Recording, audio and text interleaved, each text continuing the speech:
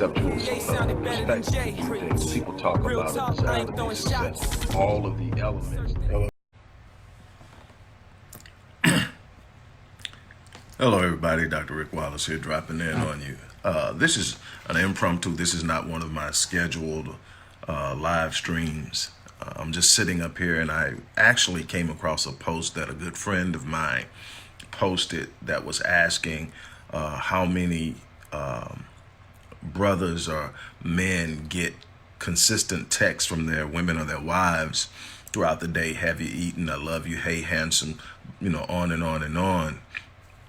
And my initial response was just to share it and say, yes, my wife, baby, she definitely encourages me, lifts me up, checks on me. She pours into me a lot. Hello, everybody, as you come in. And so I thought about it for a while, and I'm sitting up and I'm thinking, and it's so much more than that. As men, we have these ideas in our head that, we can't express ourselves. We can't say we're having a bad day. We can't say we're struggling with something. We can't say anything. And when I thought about the fact that my wife, she does, hey, I believe in you. I get those text messages. I get, hey, how are you doing? Have you ate yet? I love you. Hey, handsome. Hey, sexy. All of that stuff I get.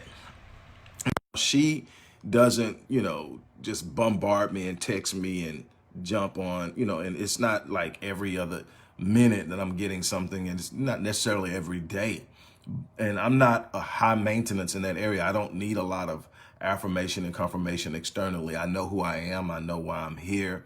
But no matter who you are, no matter how solid you are, you get those moments where it's really rough. You're going through it and you're pushing, something's coming, but you need it, and it's in those moments without her knowing, because and I'm not saying what I'm doing is the best way to do it. I'm saying this is how I operate in my attempts to cover and protect her.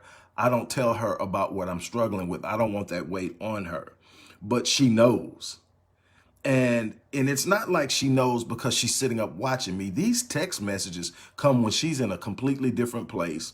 The last time she saw me, I was good, or the last time we spoke, I was good. And I get these things, these text messages that encourage me, that inspire me, that make me feel like I'm loved, that makes me feel like I'm needed, that makes me feel like I'm wanted. And with me being needed trumps everything. With me having a space that says my presence is necessary in order for things to be right is important to me. Being wanted is important, but not nearly as important as being needed. And she expresses this. And again, she's not a person that's, like constantly blowing my phone up. But when she does it, the timing is so important. And I started to think about how important and valid that type of engagement is. With us men, we've been talking about this a lot, and there have been some efforts to create these safe spaces for us to truly express how we feel, to truly talk about some of our feelings of inadequacy that we can never admit openly because of the fear of being attacked and judged. It's important for us to acknowledge that our women come with and bring with them a certain level of affirmation and validity. That's something I wrote in my first book. That's 20 books ago, my first book. I'm on my 21st book now. So 20, however you count it. So 20 books ago, I wrote that behind, I think it went something like this. It says that it is often said that behind every great man is a great woman. And I say that alongside every great man is a great woman. And the reason she is great is because she's aware of his weaknesses. She's aware of his shortcomings. She's aware of the things and places in which he feels inadequate. But instead of using those inadequacies or weaknesses to manipulate and control him, or to tear him down and beat him down and break him down, she comes alongside him and she shores him up in those areas so that he can perform in the areas of his strength without feeling like he's going to be attacked or destroyed in his areas of weakness.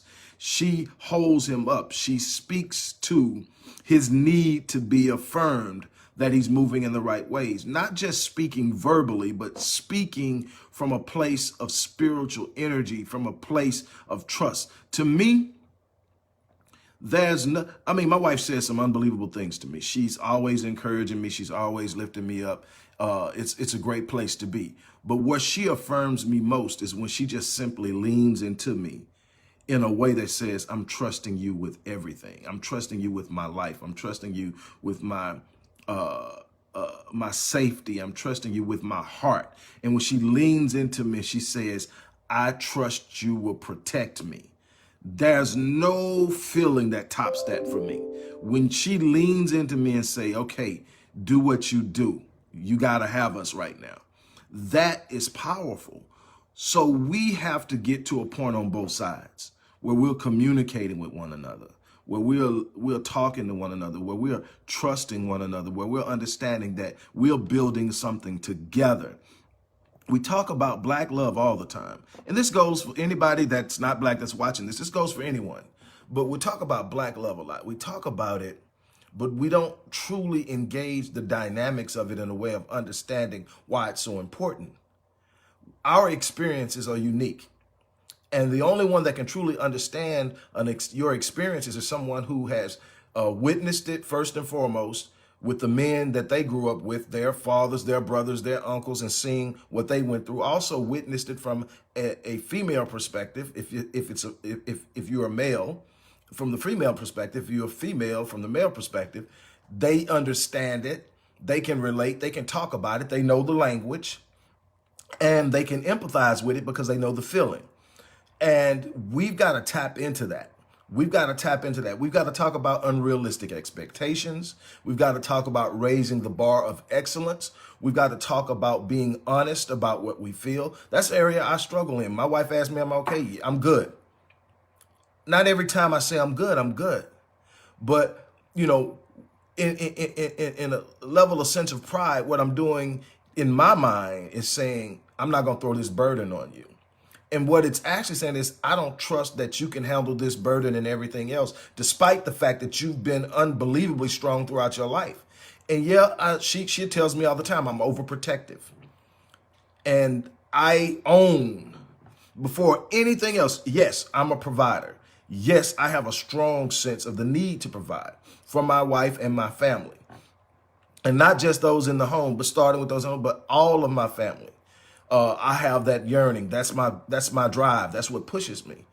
But before that, before loving on her, before all of that, it's protecting her. It's my job to put her in a place and a sense or an environment of security where she knows she's safe physically, emotionally, psychologically, and spiritually. It's important for me to never be the one who's attacking her or tearing her down or victimizing her. It's extremely important for me to guard her and be the interfering force of anybody that's trying to get at her in a negative sense.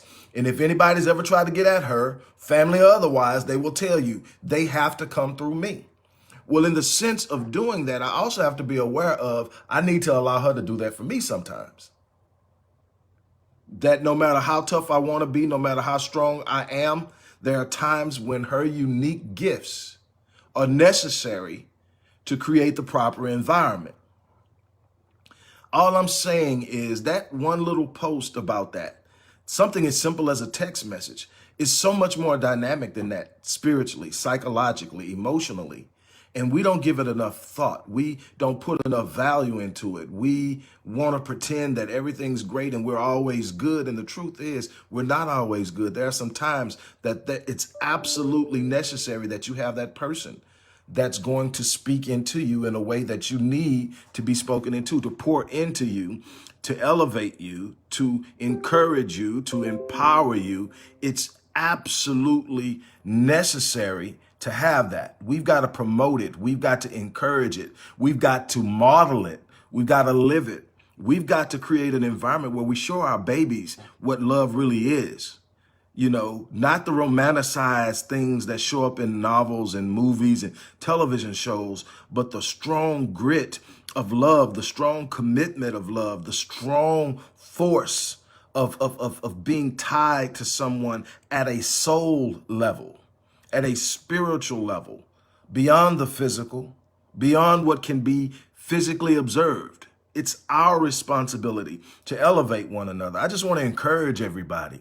I want to thank Lisa for sharing that.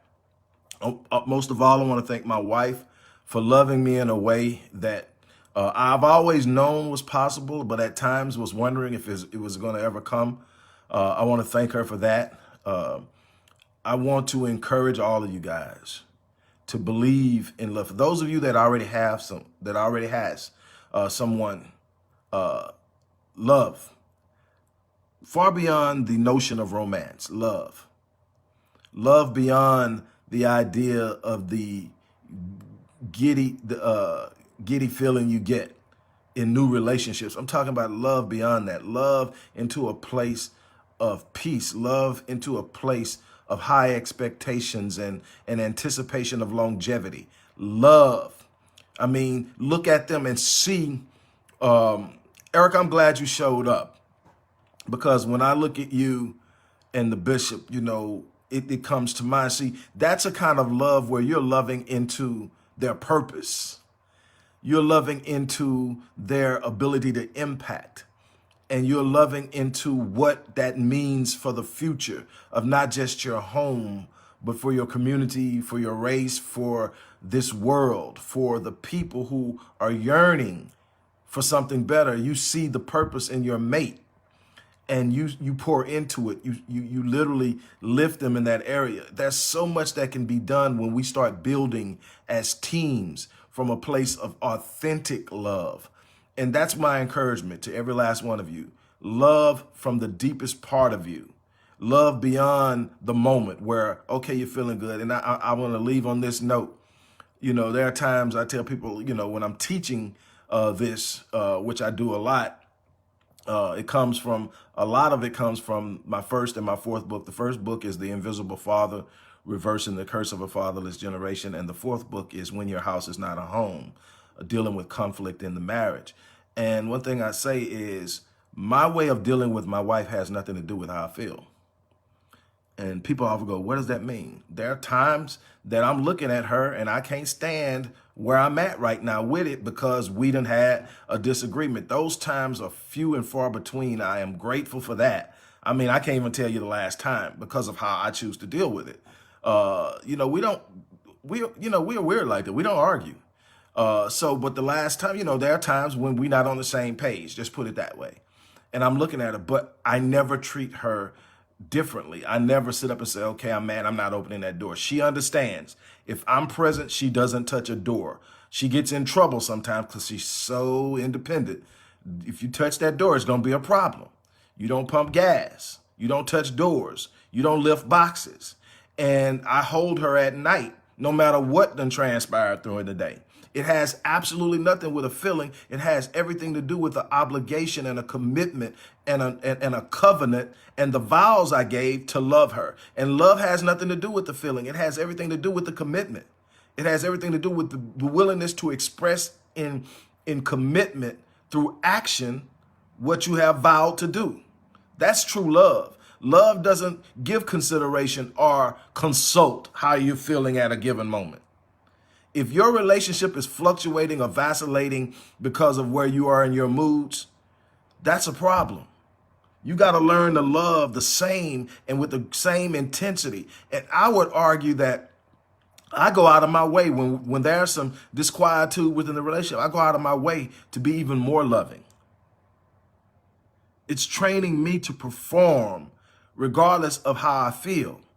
Every day you're not going to feel like it, but you got to get up and do it.